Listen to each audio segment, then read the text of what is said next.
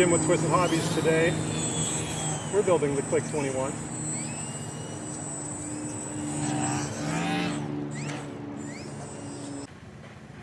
Okay, we are ready to start the build on the Clik 21. We have the manual. You have to download that from the website. We have the kit itself. We have the power combo.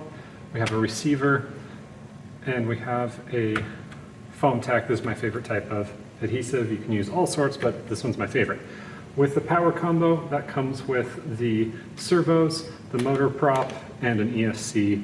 The receiver is separate from the power combo. Okay, this is going to be actually my second build on the Clik. It's such a fantastic model. I'm really excited about being able to redo this video and have it look a little more professional than my first one. So first thing, we fold over all of the surfaces, and we're going to leave these for about an hour. This is a good time to set up all of our radio stuff. So there's a much more detailed video on this in the description where I go through exactly what I'm doing for all these steps. But the big thing is I'm zeroing out all my servos, so that way when I put them into the model, they will all be where they should. Now I'm going to grab my horizontal fuselage and my wings, and be sure to get your parchment paper on here. You'll notice I put these together and then I pull it apart and let it set up just for a minute or so, and then when you push it, it makes a nice firm connection.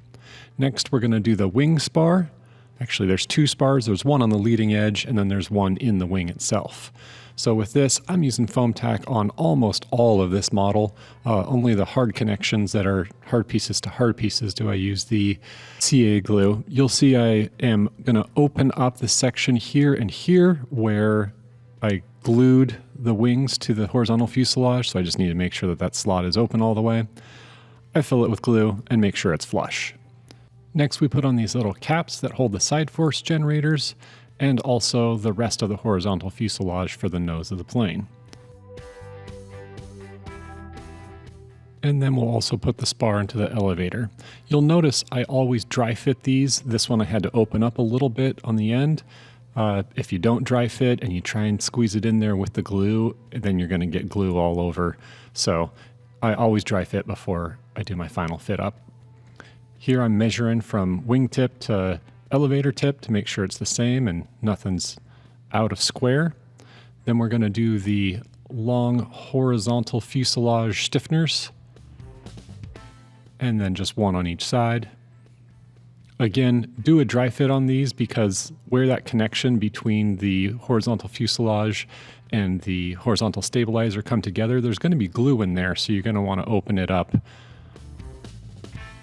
Then I take out all these little empty pieces, and we're going to put the first servo in. You will probably have to give your servos a little bit more room, as I did here. Now we're working down the vertical fuselage.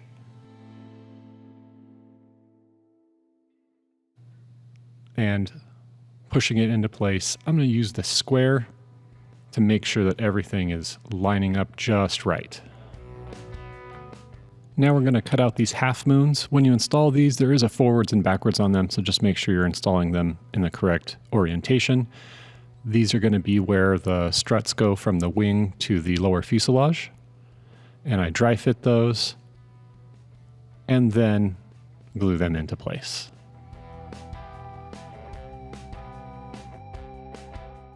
Next up, we're going to be measuring and cutting all of the bracing that goes along the bottom.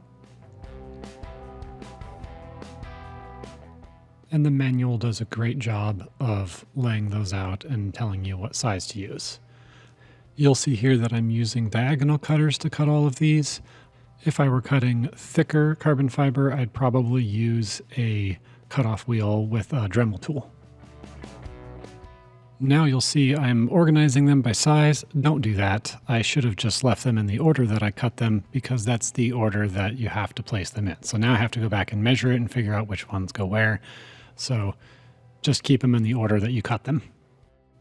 Now you'll see that I'm just about done with the dry fit of all of these. I know the one that is at the tail there looks like it's off center. It's not, it's just the angle of the camera. So then I go through and use a little bit of foam tack on the ends of each of these and then measure and measure and measure to make sure that it's at 90 degrees as I'm doing that, because we don't want it to go off to the side. In the past, I've sanded the ends of the carbon fiber rods, but I don't believe that that's necessary. I haven't had any issues or really found it to be all that beneficial. Next up, we're going to work on the ailerons. And now we're going to glue the stiffeners into the ailerons. So I dry fit those and they're just a little too long. So I trim them off and then get some glue into there. We're going to do the control horns while we're at it.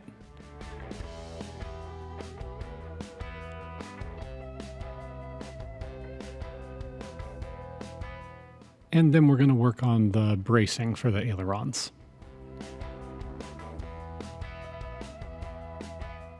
My process for adding the bracing is I put one side in, I find where the middle is, and then I saw through it a little bit with an X-Acto blade. I break it a little bit so it still stays intact, and then I measure the other end to see if it's long enough, and then trim the other end as necessary. Then we'll put some batteries on it to keep everything all flat as it dries in place.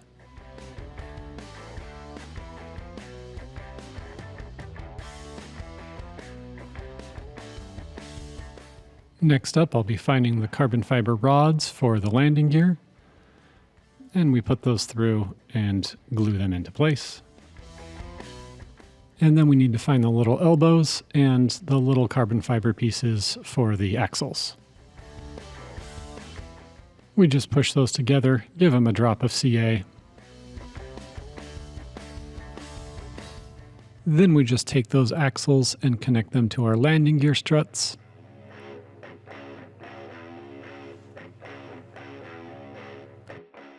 And now back to the hardware bag to find our wheels.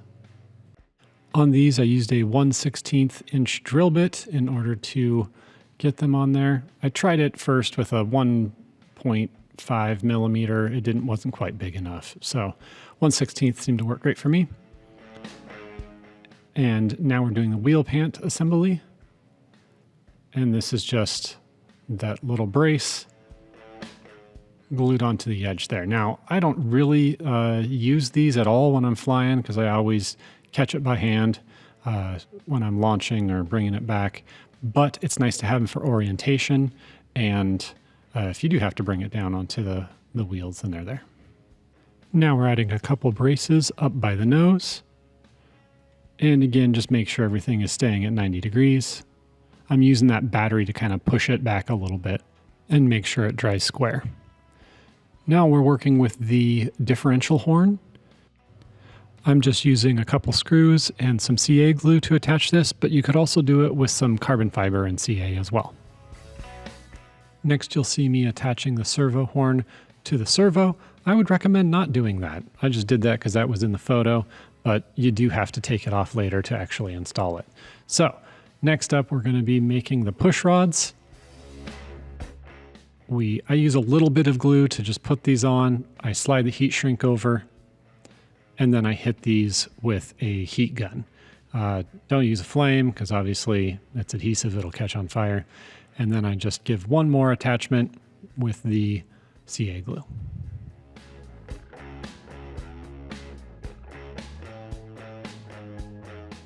Now we're ready to install that servo. So I get it pushed into place, and it needs just a little bit of room. So I use an X-Acto blade to get in there. It really depends on the brand of servo you got. And now we're going to be attaching the end links. And to do these, I put the clip down on a piece of wood and push the end link down through it. And that's able to get those attached really easily. Attach that back to the servo, and then connect my snap-in link to the aileron horn. Make sure those are real lined up before you pinch them together, and then when you tighten down your adjustable end links, make sure that you don't do it too hard because you'll crush the carbon fiber. You'll also see that I trimmed those and then hit the end of them with just a little bit of CA. Now we install the servo for the rudder, and then we'll just make sure that all the servos are firmly glued in place. Next up is the upper vertical fuselage. First, we're going to get the canopy glued into place. I put the glue on, I pull it away for a minute, I push it back together. Then we do a dry fit. And you really want to pay special attention to where the servos are because you have to make sure that there's room for them in the cutouts. Then we apply glue, get it pushed into place, and then check for square.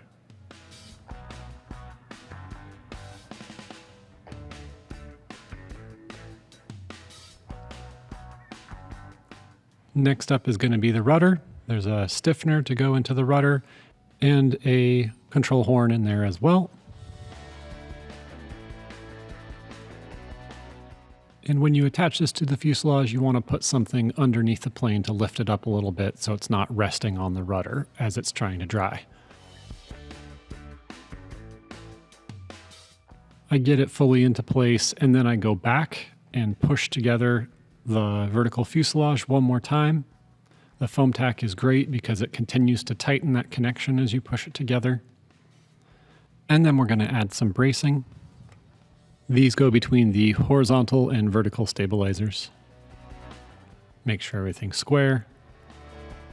And then we'll be adding a couple vertical stiffeners that go into the vertical fuselage.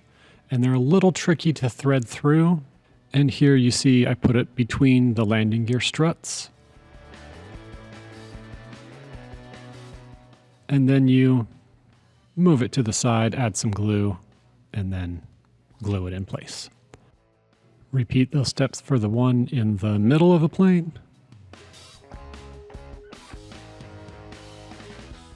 And then we're ready to start on our push rods.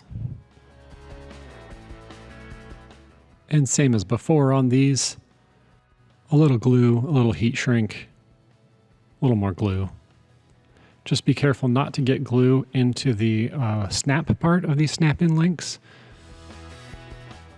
And it looks like I do need one more control horn for the elevator. And then we cut out the standoffs, thread them onto the push rods, and then find their little holes where they go. I like to put them in first and then just lift each of them up a little, put just a tiny bit of foam tack on them. Make sure they're lined up straight. If one's kind of cockeyed, it can bind a little. So make sure that they're all straight. Don't get any glue on your push rod. That can also cause binding. Want to make sure that's kept nice and clean. Next up is the adjustable end links on the servo horns. And you'll see I just push those through, get them clipped in place, and then I can get those attached.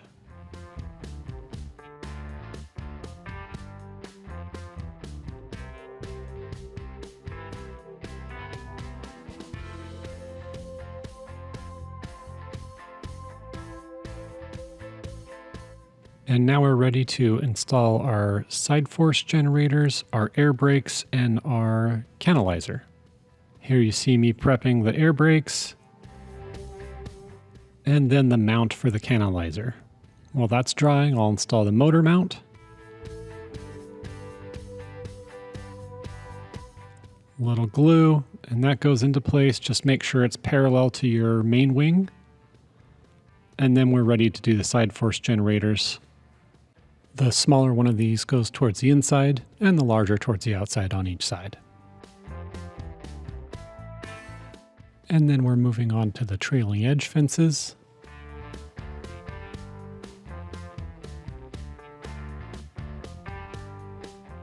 And then onto the air brakes.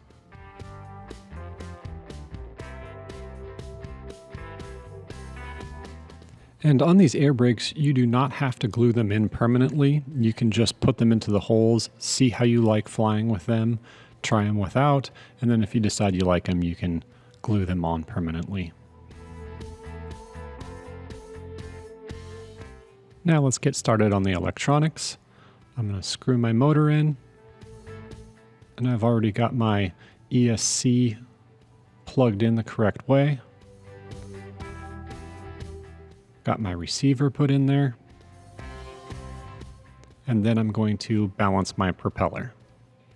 Just use a little piece of tape. This balancer came from Twisted Hobbies. Works great. Makes it so you don't get a weird vibration.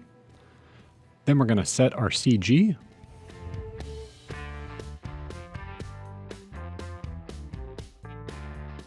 And that's at 240 millimeters back from the motor mount.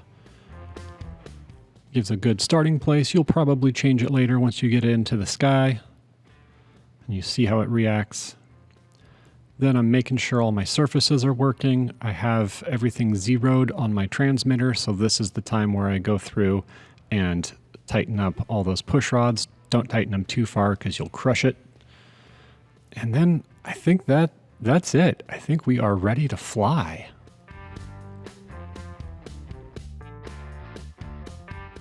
I did want to include some photos of some key areas so you could see some detail. And I am not going to be including my maiden flight on this because there are people who are far better than me at flying these planes, and we'll have those links in the description so you can check them out. This is one of my favorite models to fly because it's something like Tai Chi in flying form. It's like a meditation, and everything's just so smooth and so graceful with it, hopefully. So I hope that this build video helped you, and I really hope that you enjoy flying your Clik 21 as well.